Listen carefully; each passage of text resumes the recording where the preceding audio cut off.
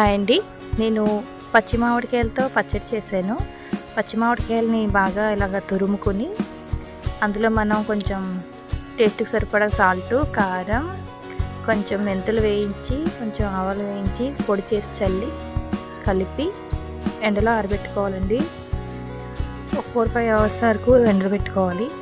అలా ఎండబెట్టుకున్న తర్వాత మనం ఈవినింగ్ దీన్ని తీసి తెచ్చుకొని కిందకి తెచ్చుకొని ఇలాగ బాగా కలుపుకోవాలి. గట్టిగా ఉన్నదంతా మెత్తగా అవుతుంది ఇలా కలిపితే కనుక. ఎండబెట్టాం కదా, సాల్ట్ ఏమైనా సరిపోకపోతే ఇప్పుడే వేసుకోవాలి. సాల్ట్ వేసుకొని బాగా మిక్స్ చేయాలి.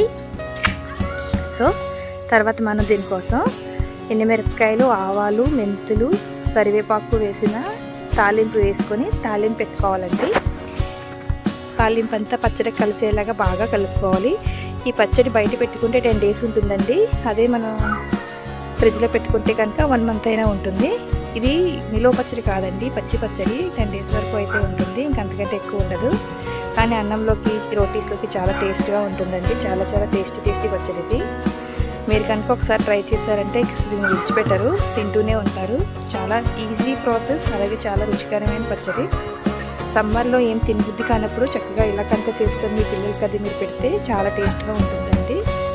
వేడివేడి అన్నంలో కొంచెం నెయ్యి వేసుకొని సర్వ్ చేసుకుని తింటే మాత్రం చాలా బాగుంటుందండి.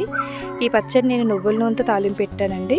నువ్వుల నూనె తాలింపు పెట్టుకొని ఇలా వేడివేడి అన్నంలో కలుపుకొని తింటే మనకి చాలా రుచిగా ఉంటుందండి. తప్పకుండా ట్రై చేస్తారనుకుంటున్నాను. ఈ పచ్చడి మీకు తెలిస్తే మీరు ఎలా చేస్తారో కామెంట్ పెట్టండి.